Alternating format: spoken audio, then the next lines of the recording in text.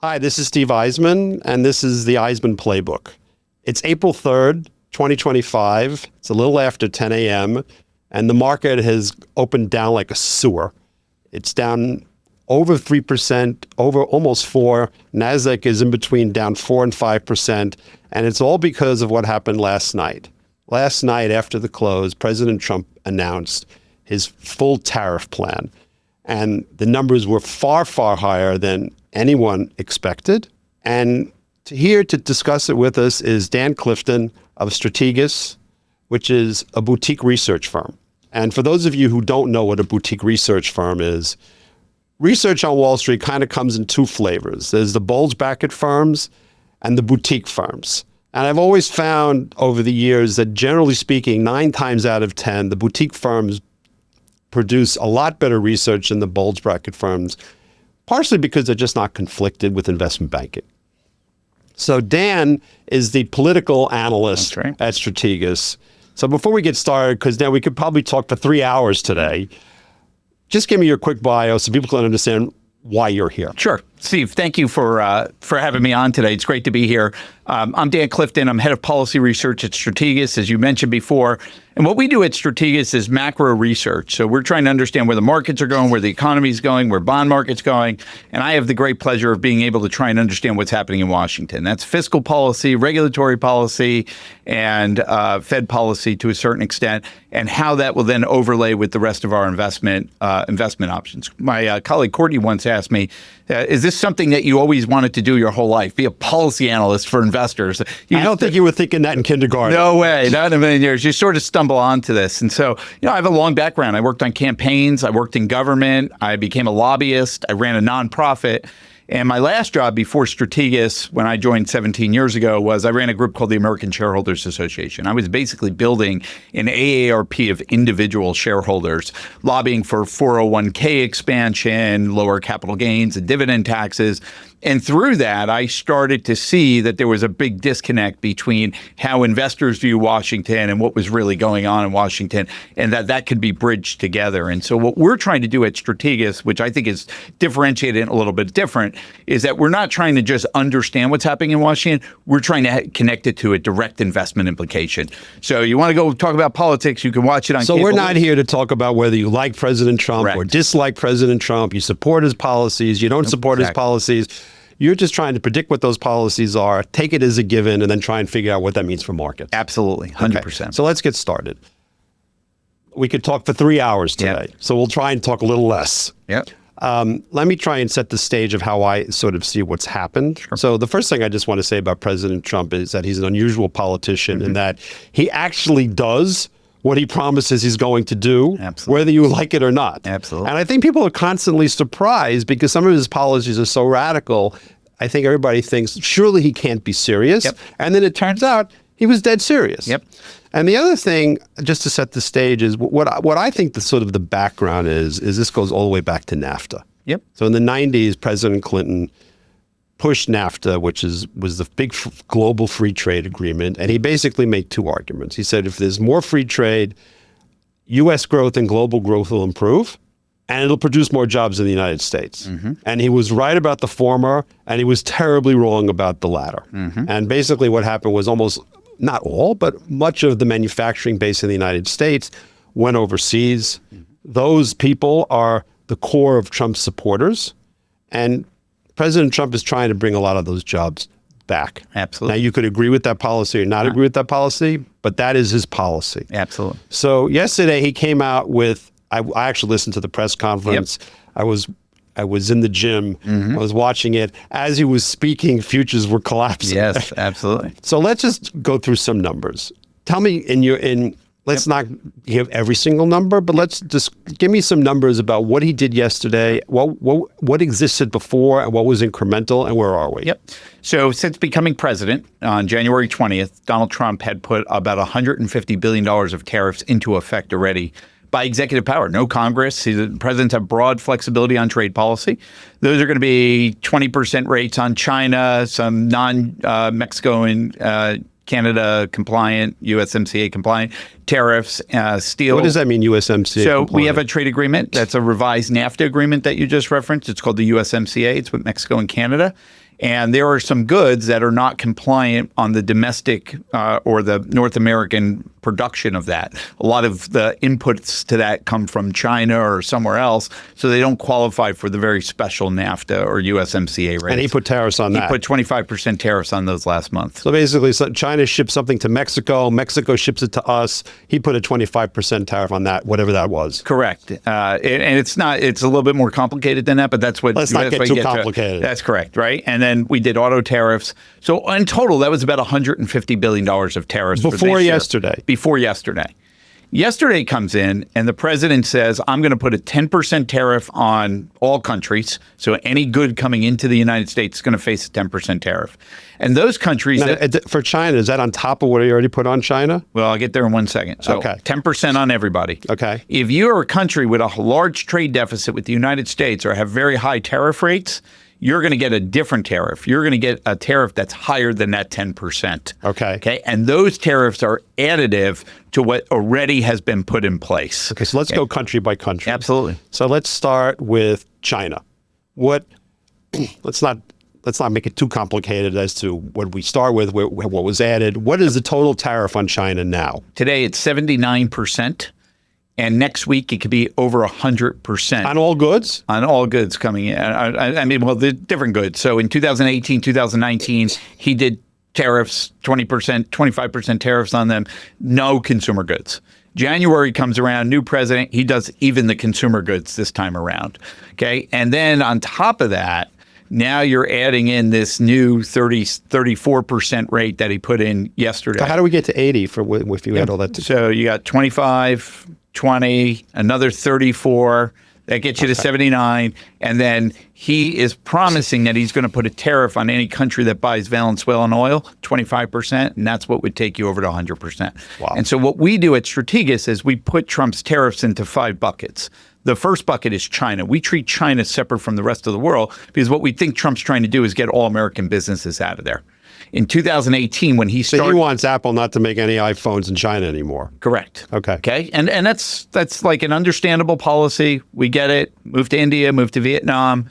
And when you look at it, we had about 21% of our imports coming in from China in 2018. Today, that's 13%. I think it's going to really start to decelerate from here. I saw last night Vietnam has an enormous tariff. What is that? So this is a Vietnam tariff. And so the big issue is many companies moved out of China, relocated into Vietnam. Chinese companies, or who's going to make T-shirts, who's going to make footwear. Right. Now they're going to get hit. And so we call that the double-stranded asset problem because they had to strand assets already. Now they're going over there. So that would be a Nike problem? It's a Nike problem. Okay. It's an Apple problem. So that's a 46% tariff. And it's a 46% tariff. If you look at it as a percentage of GDP, it's about 13% of their economy. Wow. It's so large, Steve, that we were like, these numbers can't be real. We were estimating based on... What do you mean they can't be real? Like, there's got to be some sort of negotiation, or is this an April Fool? It's destructive. So destructive. Okay. Okay. Now, what about Taiwan? I saw there was a big tariff on Taiwan. What is that? Yep. So Taiwan had come in about 3.5% of GDP if you do it straight, but there's an exemption that was made in these tariffs for semiconductors, autos, pharmaceuticals. We call those the sectorial tariffs. Okay. Okay. So he's going to do those separately. Like he just put a 25% tariff on autos. At some point, he's going to get to pharma and he's going to get the semis. So he exempted out those semis. And that means that it's about 1.5% for Taiwan. And Japan? Japan, they had a 29% rate. So this, again, came in higher than Japan had been anticipating. And why do you think it was so high for them? Well, they're looking at 3 things. They're looking at what your tariff rate is, they're looking at what your value-added tax rate is, and then they're looking at what's called non-trade barriers, so currency manipulation or restrictive access to U.S. So put it in a shaker and it comes out 29%. Yeah, absolutely. We've done a pretty extensive analysis. My colleague Jeanette went through every tariff line of every country and compared it to the U.S. It took her like 3 weeks. And so we had a good feel for where that kind of reciprocal number was going to be. These came in way higher than that. So the administration is basically looking at not just what the tariffs, let's say that Japan puts on U.S. goods, but what's the VAT tax? Correct. Any other regulations that might really restrict going in. Like, what Australia, for example, does. I saw he was very upset about U.S. beef. Yep. Australia doesn't allow any U.S. beef to come in. Yep. But we import Australian beef. Absolutely. So let's go to Europe. So, I'm sorry. So these countries now have to make a decision before we go to Europe. These countries have to make a decision. How do we sit down with the Trump administration? Do we let in more agriculture products? Do we buy more treasuries? Do we buy more liquefied natural gas? Because you're not going to fix the problem just on the tariff rate. And I think a lot of investors thought, oh, this is going to be a negotiation on the tariff rate. Now it's on the VAT. Now it's on all these non-trade barriers. Everything. It's on all these other barriers. So it's basically, he is changing the rules, not just on tariffs, but on all trade policies that countries have. Absolutely. It's changing both direct tariffs and call it indirect tariffs. Indirect tariffs. Okay. Europe. Europe's really interesting. We were guided the whole time that Europe was going to get individual rates for each country, even though it's an EU trading bloc. And Trump actually went the other direction and put a 20% tariff on Europe. Not the end of the world for Europe. It's about 0.5% of GDP. They're also got the auto tariffs, which really affect Germany. And when you do the pharma, it's going to affect Ireland, given that all those. But then when you get into the individual countries in Europe, what you see is that Ireland will have the biggest one. It's about 2% of their GDP, even without pharmaceuticals. And then it's Slovenia and Slovakia, so it's the smaller countries. You look at France and Germany, they're talking maybe about 0.5% for those countries, but they're also talking about retaliation. So a big issue in the market today is not just so much what Trump did, but how are countries going to retaliate? We'll come to that in a second. And let's talk about Mexico and Canada. Yep. Mexico and Canada surprised to the upside. Mexico and Canada were completely exempted from the tariff proposals that came out yesterday.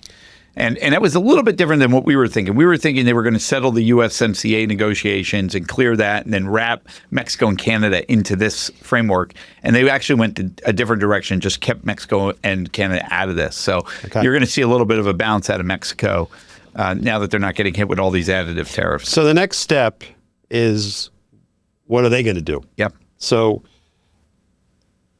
let me just set the stage for that a little bit. Of all developed countries, the United States is the least dependent upon exports. Correct. It's 11% of GDP. And, I'm just going to read from a list here for a second. So China is 20. Yep. Canada is 34. Mexico is 36. France is 34. Germany is 43. And the UK is 32. So God forbid there's a trade war. But if there's a trade war, the U.S. is in by far the best position to weather it than any country probably on planet Earth. Yep. So what can these countries really do, given that President Trump seems to hold a hell of a lot better cards than they do? Sure. I'm going to put it in 3 buckets. And by the way, in 2018, 2019, we learned that the U.S. will have the stronger hand. China tried to go tariff for tariff with Trump. They're never going to win that. So if the European Union is going to retaliate, Trump will always come back with more tariffs and always win that. So what they're going to do is they're going to identify very politically connected items in Congress and try and put pressure on Republicans in Congress to go to Trump. So they're going to look at bourbon in Kentucky. They're going to look at what's important in South Dakota. I think the country could survive problems with bourbon in Kentucky. Kentucky will have a problem, but the rest of the country will be okay. I understand. But then you look at, like liquefied natural gas, very important to the Speaker of the House who's from Louisiana, and those terminals are in his district. Right. There's going to, that's going to be like one of the coolest jobs ever, to be the trade retaliator. You get to sit there, look at the political makeup of the districts. How do we hit corn? A lot of it's going to be focused on ag and hitting and trying to hit there and really try and put pressure. But you're never going to win that tariff for tariff war. What I think is the more important is that the next step is that they're going to treat American companies bad. And so this gets to the American exceptional thesis. America has all these great companies. They have market access all over the world. Now they're not going to get that same level of treatment around the world. And you're going to see the EU really ramp up on American companies. And when you say ramp up, what do you mean? Digital goods tax, antitrust, really trying to put a lot of pressure on them. And then third is looking to build out new alliances. This is sort of where the EU seems to be insinuating, like, we're not going to be your trusted ally all the time. Maybe we'll go over here and play with China. Maybe we'll go over here and do business with other people, other countries. So I think you're going to start seeing world alliances begin to rejoin. I don't know exactly how that's going to play out, but you saw a statement from China over the weekend that they're going to be working with Japan and Korea moving forward. That's a very different model. A big change. Big change. So they're going to protect their own economic interest, and it may lead to these alliances that we don't see. And I just want to say, it's easy to talk about the bad, But there's also the good that comes from this. And what you saw is Saudi Arabia releasing more oil this morning because, hey, there's going to be higher prices. There's going to be slower growth, right? For every action, Steve, there's going to be a reaction. And I tend to talk about the bad stuff, but there's always going to be what we call candy that gets mixed with the spinach. Oh, it makes a better headline. It does make a better headline. And so when we pull it all together, we think countries are going to try and figure out what they need to do to protect their own economy. So let me press that point for a second. So let's say Europe does all the stuff that you say. I can't imagine that's going to be effective politically. So at the end of the day, it's either going to be a trade war or people are going to come, let's sit down at the table and see what we can work out. And I mean, it's impossible to say. It hasn't even been 24 hours. Well, how do you think this is going to play out? Yeah, so it's going to be a combination of both, and it's going to be on a country-by-country basis. Okay, so I think the first response is, well, we got to hit back because then we're going to look weak. Mexico has not done that, right, in their own fight, but Canada has. So even in the USMCA, you're seeing a difference amongst leaders. But in Europe, they're going to say— I actually am shocked by Canada being as, I guess the best word would be say belligerent as possible. I mean, I said before that Canada is about 35% of GDP. But of those 35 points, 25 points is to the U.S. A quarter of the Canadian economy is exports to the U.S. I mean, you hold no cards. So, I mean, you can be as belligerent as you want, but at the end of the day, you're not playing with anything. That's right.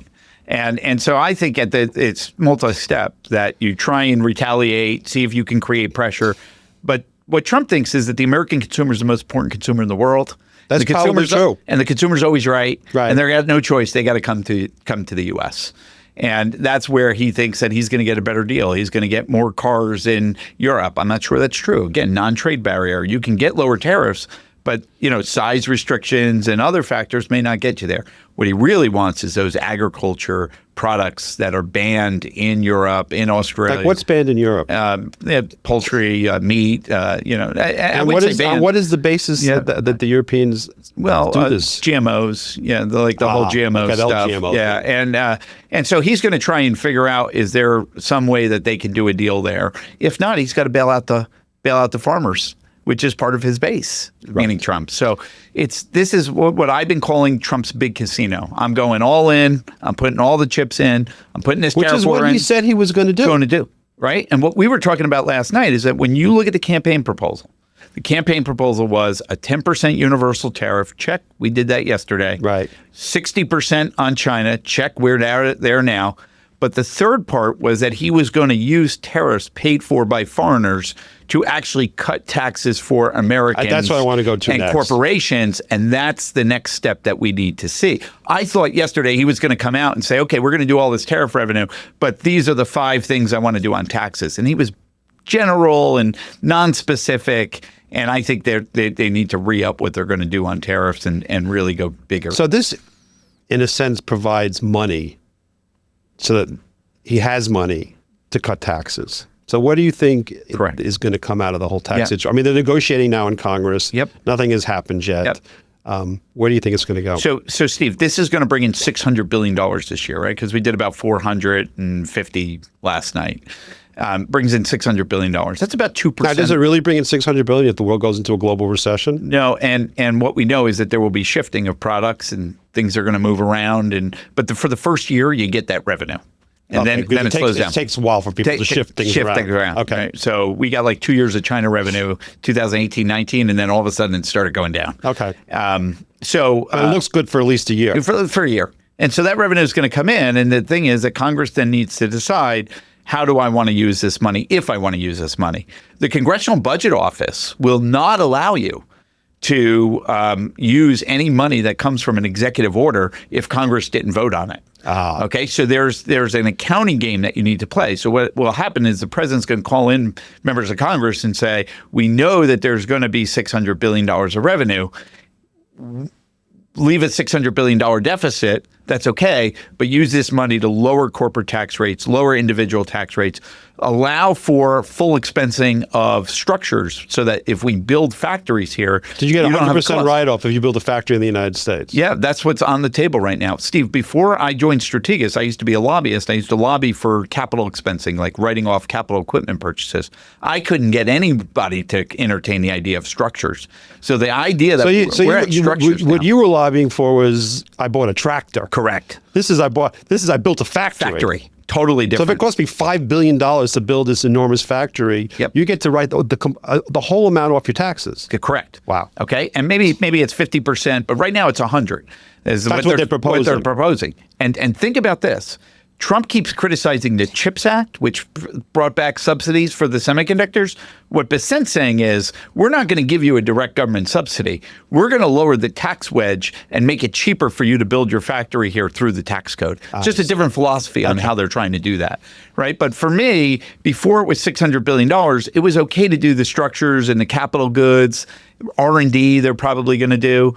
But now that you're way down the line here on tariffs, where you're 2% of GDP, you're going to need to actually lower corporate tax rates. And what I showed my clients this morning on a conference call. I was on that call. Oh, you were on the call. So you saw the chart where the corporate tax revenues this year will be less than the tariff revenues that are coming in, which is just mind-blowing to us. I'm sorry, say that again? Donald Trump just doubled the corporate tax rate last night. That's what he did. With the $600 billion With the $600 billion in tariffs. Okay. So like if they wanted to go dollar for dollar, Trump could come out today and say, I'm taking the corporate tax rate to zero, or I'm taking the capital gains tax rate to zero, or I'm taking corporate rate in half and individual rate in half. I can't even imagine he would cut to zero, but he's going to cut. Cut. Yeah. Right? They have the resources. Now, the one issue they're going to have is the conservatives in Congress. The conservatives in Congress don't want to give him any money from tariffs because they're like, listen, he's saying it's a negotiation. We're now going to give you the money for the tax cuts, and then you're going to go cut a deal, and the money's not going to be there. And we don't want to be tricked on that. So they're going to have to figure out a way to convince these 35 members of the conservative Republican caucus who actually care about the deficit. Most people in Washington don't care about the deficit. They say they do. They say they care about the deficit. There are a few in this Republican House caucus they really care. who really care about it. And what about on the Senate side? Less so. What the Senate's trying to do, which is interesting, is they're trying to create a different budget so that they don't have to cut any spending. There's a lot of spending from the pandemic, student loans, Medicaid, food stamps, that are just way above the 2020 levels. And so any process to normalize back to pre-COVID levels, the Senate's ignoring. They're like, hey, we just want to extend the tax cuts. I see. Let's change gears for a second. I'm exhausted already. Oh, yeah. How does the Fed sort of factor into all this? So in 2018, Trump started putting tariffs in place. Now, remember, we haven't had tariff increases in a very, very long time at this scale. The Fed read those tariff increases as going to be inflationary. You raise tariffs, prices go up. And so the Fed made a very important decision in 2018 that the combination of the Trump's tax cuts that had recently passed and the tariffs and his border means that we're going to have higher inflation. They need to keep rates high. And so what you saw is throughout the whole course of 2018, the yield curve started to flatten, which was a sign that the Fed was probably too tight. Right. Okay. And they were like, no. And then we get to December 2018. Trump and Xi have a bad meeting at the G20. And Powell does a press conference, probably the worst Fed press conference I've ever seen. He says, I'm not budging. And in 15 days, he budged. The S&P went down 15%, which then forced him to budge. And I learned two things from that. Number one, Trump will not budge. Number two is that it takes a lot of pain for Powell to come off policies that he may not like or think are going to be destructive.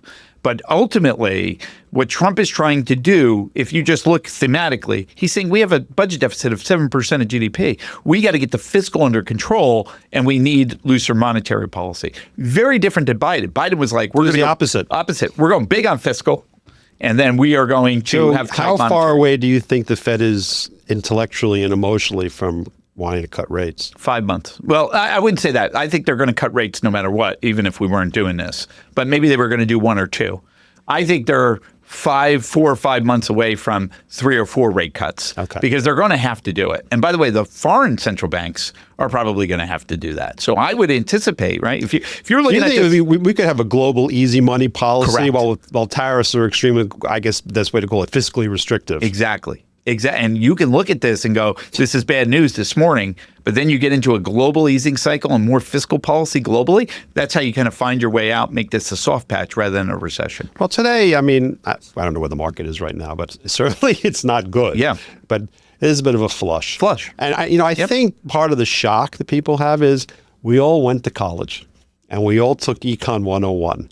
And Econ 101, they all told you trade is good and tariffs are bad. Yep. And that was pounded into our heads Yep. so hard that it's basically a paradigm. Yep. And President of the United States got up yesterday, and basically said, "To hell with your paradigm. Yeah. I'm blowing it out of the water." Yep. And I think people are intellectually a bit in shock because they don't know quite what to make of it. Absolutely. I spent all Monday and Tuesday talking to investors to try and get where the consensus was. Right. And they were fully ready to accept a $200 billion tariff increase and said, look, if it goes to 300, that's a little bit out there. But May he have some did, country. how much did he do yesterday? He did 450 yesterday. 450. Right. So now plus the 150, Yeah. 600. And he's got more coming. Right. All right. And so I think people looked at it and was like, whoa, Peter Navarro's in charge in the White House. Right. There's no Larry Kudlow to rein him in, or Gary Cohn or Steve Mnuchin. Now, where's Scott Bessent, you think, in all this? Well, I think Scott made a forceful case for watering these tariffs down,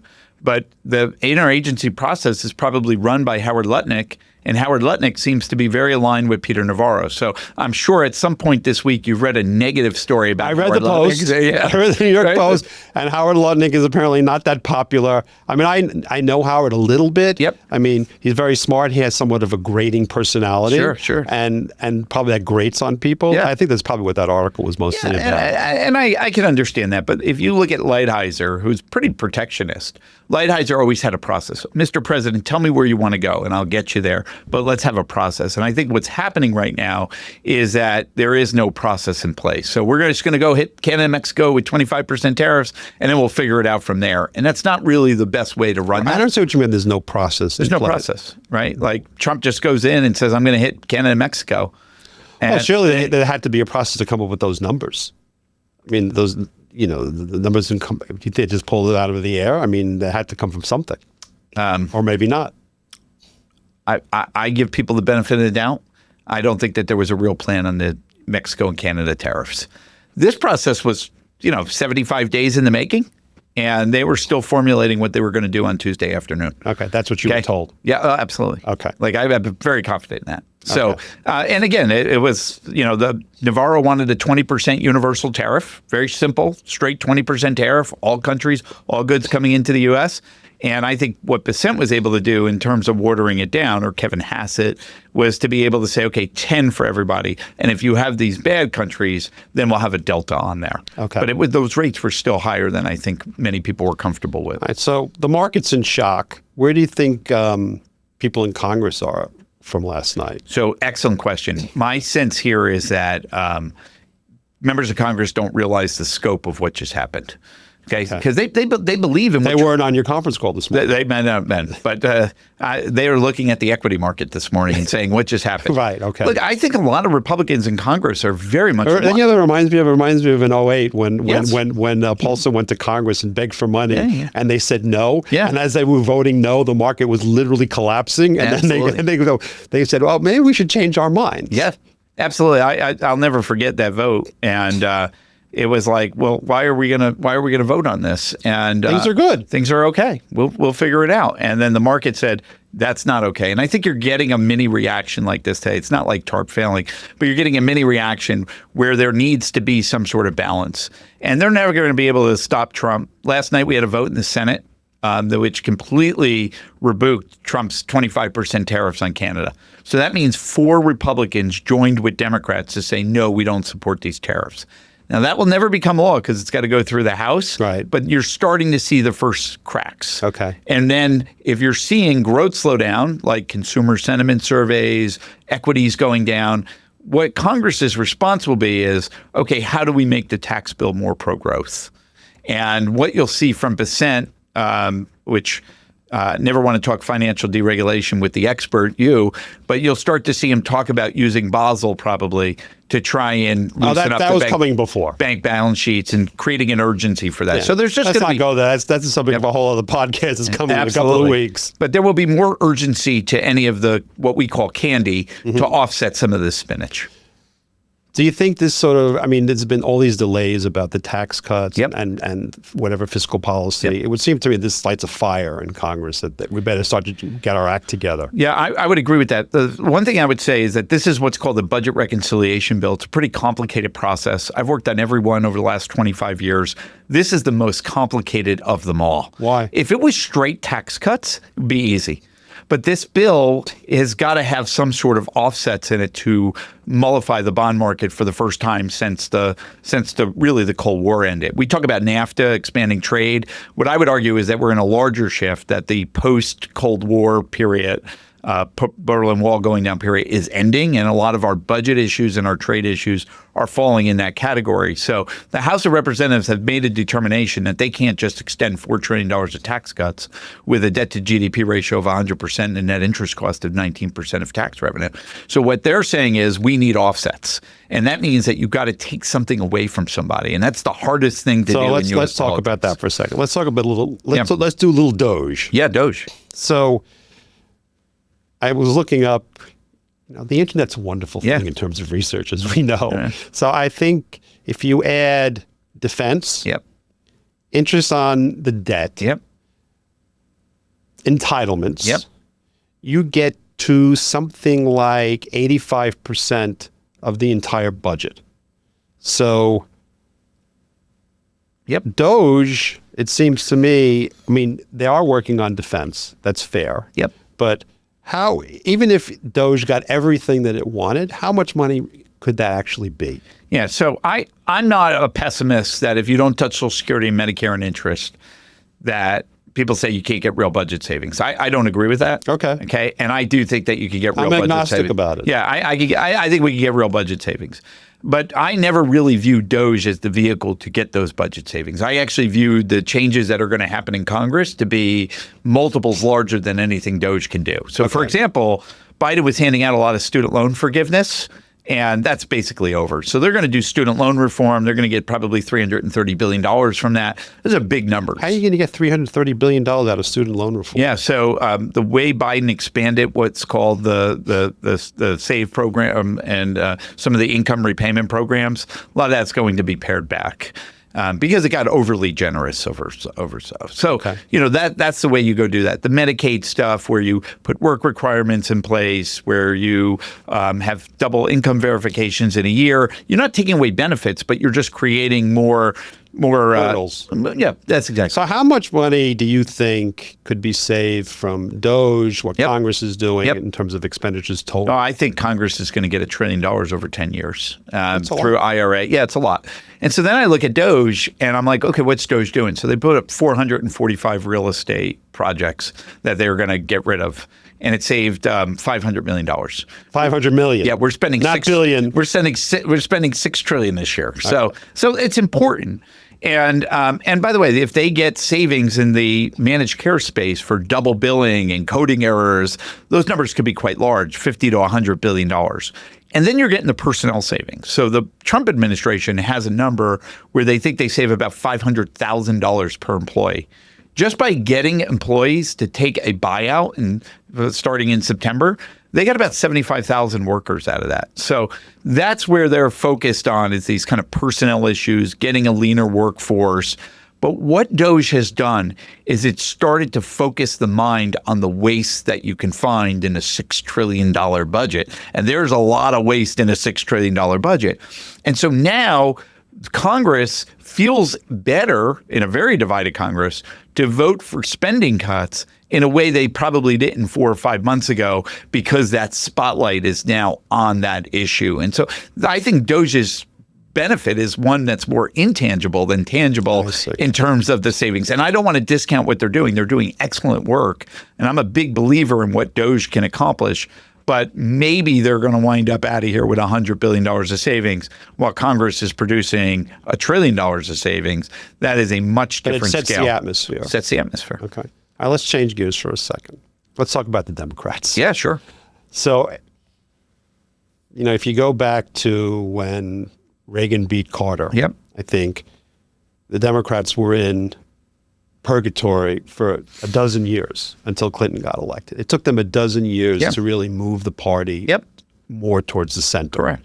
So this time around, the Democratic Party was shocked. Trump won the popular vote. He won the Electoral College. He swept every single swing state. And, there were a lot of press articles talking about how Democrats would eventually move to the center. My impression, correct me if I'm wrong, is that they're going the opposite direction. And why do you think that is? Well, that's just a natural response. I could show you in history, this is the way we always go. Let me just take one step back. Reagan won in 80. He ushered in a center-right movement. Mm-hmm. I always call the 80 and the 08 elections the reverse election. So Barack Obama won in 2008. And while his gains were not as long and sustainable as President Reagan's, he did move not only the country, but the world in a more center-left and a more progressive way. And so I think that was a transformational election. The reason why I bring that up to you is that Bush had the worst environment to leave office in, a financial crisis, wars.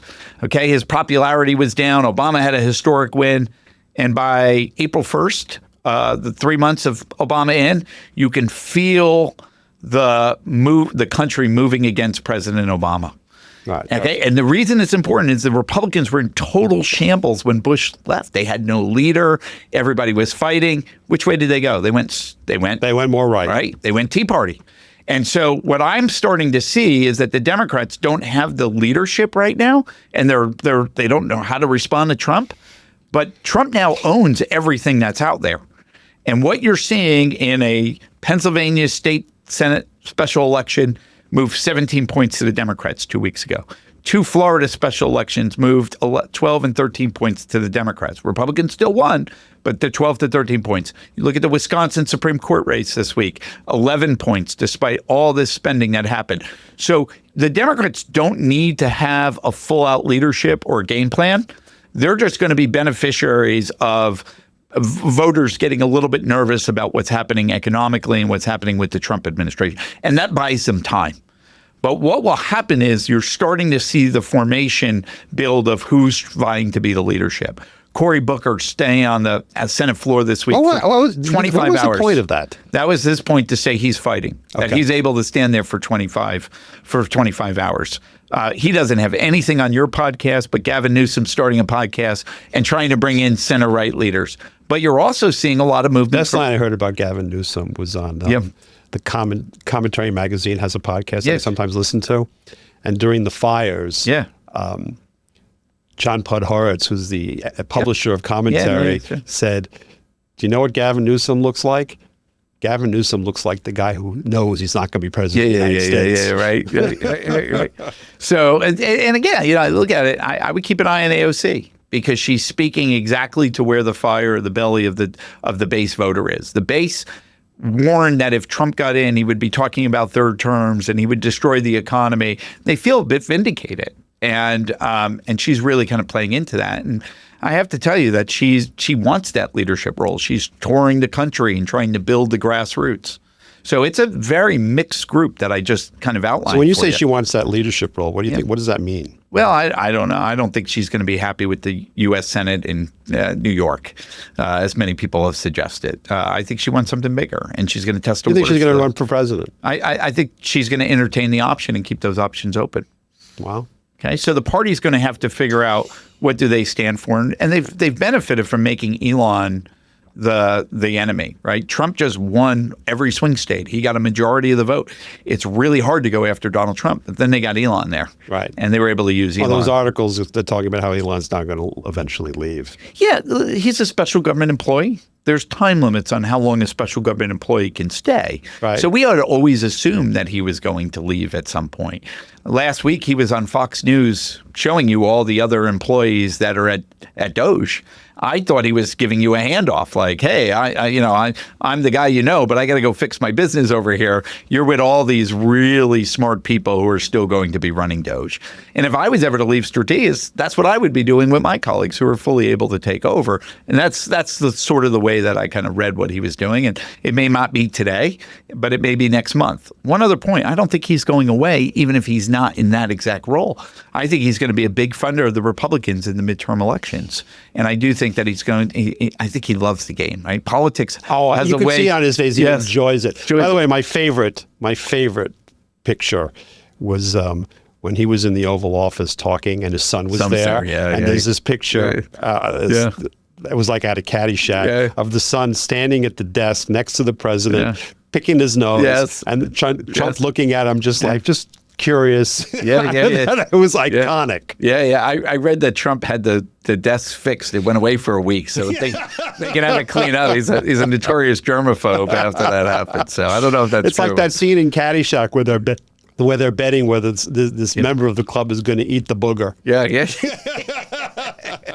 Unbelievable, right? Let's switch gears for a sec. A little foreign policy. Yeah, sure. Let's talk about U.S. and Europe. So let's forget the tariffs for a second. I mean, you have J.D. Vance who made that speech. What do you think this administration is trying to accomplish in Europe, other than getting Europeans to spend a lot more on defense?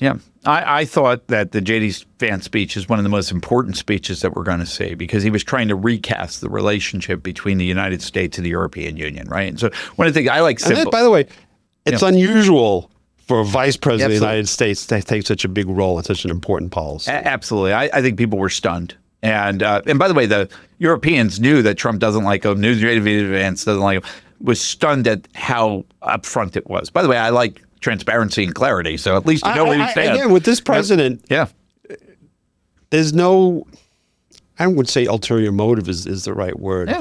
He says what he wants. He's completely transparent about it, and nobody believes him. Absolutely. It's unbelievable. And I'm like, okay, right? But they're telling you where they are. And I would just take one step back with the European. I believe in symbolism. And I think the death of Queen Elizabeth was a very important moment in history, because she was the last world leader who remembered World War II and the old alliances. And so there's no institutional memory of any of those events. And that's really what binded the alliance together now. And so you're starting to see those cracks. Berlin Wall went down. Feels like we're deglobalizing now. Kind of an imaginary Berlin Wall is going up. And there's two issues with Europe. You talked about trade, but it's Ukraine. And that's the big issue. And the way I read Trump was, I'm not going to get in a big fight over Ukraine, because Ukraine is less important to what really matters. And what really matters is the Arctic, space, and China, and what's going on underneath the surface with cables and a lot of the kind of major geopolitical fights. I actually have a little bit of a different take on it. I think maybe what he's trying to accomplish is peel Russia away from China. Absolutely. By creating some sort of negotiation between Ukraine and Russia. And if he could do that, that actually would be a big accomplishment. No doubt. And I think this is the way Trump was trained by advisors before the 2016 election, and why he was always so nice to Russia. And then it got mistaken as him being like a Russian agent or whatever it is. And those stories are still around right now. But I always thought whenever one of the three countries rises up, the other two work as a block to level the other one down. And so that's what he was going for. It's a little bit harder to do in the second term, but I think there's more strategicness there, because I think he needs Russia to help him with Iran. And what he's basically saying, it feels like I'm watching The Godfather 2, and the street team come to Michael Corleone and say, "Why are you hanging out with Hyman Roth? He's trying to kill you." And he's like, "Keep your enemies close. I have important business with Hyman Roth." And By the way, just funny story. When I started to date my wife, she said to me, we were talking about movies, and she said she had never seen The Godfather. And I said, I can't date anyone who hasn't seen The Godfather. And I made her sit down and watch both Godfather movies. Oh my God, they're amazing movies, right? And then but I'm watching Trump and I'm like, wow, this is what he's doing. And if you were able to get some sort of deal with Iran and a ceasefire with Ukraine, would the world be safer and better? Would oil prices be lower? Would inflation be down? I think it's tied to his economic policy. Lower oil prices are the key to that. Less geopolitical strife. So do you think the Europeans are any closer to wanting to really spend more money on defense? Because, they made a big noise about it when Trump had that press conference with Zelensky. But then they seem to have backed off it immediately. And let me just take one step back. In 2018, 17, Trump's first term, Trump would tell Merkel three things like, you got to spend more money on defense, you need to get off Russian oil, and Putin's going to attack. And like all those things are going to happen. And I think the European Union were like, we're going to wait you out. And so what has happened? Putin attacked. They now are off Russian natural gas, right. and they're starting to spend more money on defense. So Trump feels vindicated. And by the way, he's now telling that to Canada about the Arctic, or Denmark about Greenland. This is where they're coming, and he feels very vindicated about that. So when I look at what Trump's trying to achieve, he's basically telling you, I'm not going to give you money in Ukraine. You're on your own. It's not a NATO country. It's never going to be a NATO country. It's a European country. Europe has to pay for it. And so Germany did something last week or 2 weeks ago that I thought I would never see. They had a no-issue deal to pass not only more defense spending, but more infrastructure spending, where they're going to start taking care of their economy. And the What do you mean more infrastructure spending? They're literally spending money on infrastructure. Some of that's going to be energy projects, because they're trying to match the U.S. Inflation Reduction Act, which was very big on that energy spending. And they realize that Trump's going to hit them with tariffs and that they need to have their own economic faith in front of them. So it's not just defense. It's regular economic stimulus from fiscal policy. And they got the Greens to agree to do it. Steve, what they would argue to me is, well, we can't spend more money on defense because we got all this other stuff that we're spending money on. They're literally now making the room for what they need to do. That doesn't mean all countries in Europe are going to do it, but you're seeing Germany spend money for the first time. And I think that's a big deal. We had a very prominent... It's a big change in Germany. They're such deficit hawks. Absolutely. And so what's happened is that the yields on Germany have changed since the Zelensky-Trump meeting last month, where it's actually made treasuries less favorable to own, and it's their treasuries. It made our treasuries less favorable to own, and it's putting a little bit of pressure on the bond market at a time when we have high deficits. Again, This is the American exception. So again, when we talk about it, it's easy to talk about the day to day, but the global framework is changing. This is history going by us, and we need to recognize these larger changes that are happening. Trump didn't reshuffle the deck; he blew it up. Yep. So, but the issue is, did he burn his house down before he can build a second one? Right? Like it's all about part timing. of the issue is that you don't build factories overnight. Yep. And so the tariffs have an immediate impact. Till the factories come here, it's going to take time. It's not going to be easy to navigate. So let's finish up, because I'm exhausted. This is a lot of information. Yeah. And I don't want to completely overburden people. Yep. Let's just talk about the next couple of weeks. Sure. What do you think happens over the next couple of weeks? Well, I think they're going to monitor. If you get 15 to 20% sell out from here, you're going to have a very big response, not only in Congress, but within the Trump administration as well. They're going to monitor that before they go into the next step. The next step would be semis, pharma, and this Venezuelan oil. I think the Venezuelan oil thing can happen, but semis. What is the Venezuelan oil? So if you're a country, India, Russia, China, you buy oil from Venezuela. He's going to hit you with another 25%. And why he's so anti-Venezuela? Well, he's trying to get a deal on Venezuela. And what deal does he want in Venezuela? I think he wants more U.S. companies there and them to stop sending migrants to the United States, right? So a whole bunch of issues. And my sense is that's something that can happen if we're just looking at kind of like what's the next step. The semis and the pharma tariffs are very interesting to us because they will require an investigation.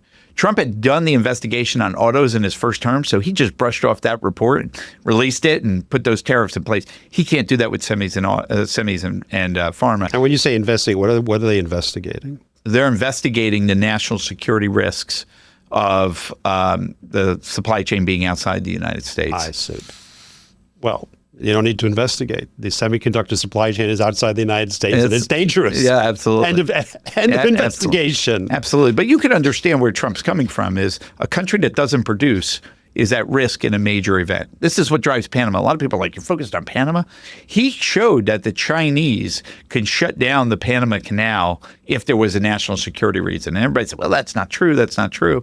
And then this week, Xi says, well, I'm not going to allow the transaction go through of those Chinese companies trying to sell to BlackRock. Right. And it's showing you that China really did have control of that port based on their laws, that if there's a national security event, the government takes over all the private property. This is fascinating stuff, right? But my guess is that you'll see the tax bill get speeded up. The tax bill will get more pro-growth. The market will begin to assume. And what about cutting of spending? You think that it gets accelerated as well? Yeah, I think there's got to be a deal. The House and Senate have to sit in a room and they have to figure out what that level is going to be. The House budget is $1.5 trillion. That's probably too much for the Senate. Okay. But you're probably going to get close to $1 trillion in that deal. So there's got to be some hornswoggling of tax spending, and they got to sit down. But that'll probably take place over the next couple of months. Correct. And my sense here is that you want to get the budget done by April. You want to debate the tax bill May and June. We have a July 4th date on it. I wouldn't be surprised if the bias pushes that up because of the need to get some sort of fiscal stimulus in place, given the trade spinach that's being put on the table today. Dan, thank you very much. Well, Steve, thank you. That was great. Thank you for having me. And we're done. Whew. That was exhausting. I hope if it's too boring, I get it. It's not. Are you kidding? Okay. I don't want to exhaust people or make people like, you know. All right. So since we're still taping, we'll ask. I'm going to end probably most of my podcast by asking. We're going to keep going for a sec. Yeah. Because we'll be able to cut it in. So I'm a big TV nut. Yep. I don't know if how much streaming you want, but here's an opportunity to recommend something that you've been watching to our audience, if anything. Oh wow, I haven't watched much TV lately. Have you watched TV lately? No, right? Okay. Yeah. So nothing new. I haven't watched too much TV. Yeah, no. What's that? C-SPAN? Yeah. What? C-SPAN. C-SPAN. So I'm sorry. Okay, this will be X'd out of the podcast. But what I would say, if you're still taping, right, is it's easy to get caught up in the day-to-day.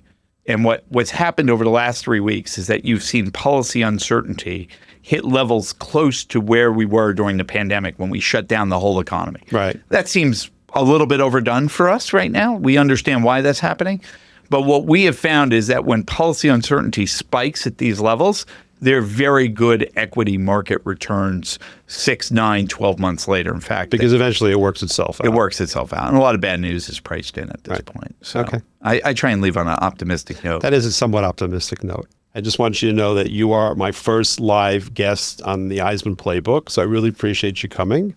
And how does it feel? Well, it feels great. It's an honor to be here. I think you're one of the greatest investors in the U.S. right now. And I say that because when there is market turbulence like we're seeing today, you are always on the top of my list. I need to talk to Steve to get his ideas, his insights on how to do that. The idea that you're now going to bring this knowledge of financial markets and being able to see through a lot of the smoke that's out there and be able to get right to the investment implication, I think is going to provide a broad benefit to the American public. Oh. And thank you for doing this. And it's a real honor to be here today. I really appreciate that. Thank you. Thank you.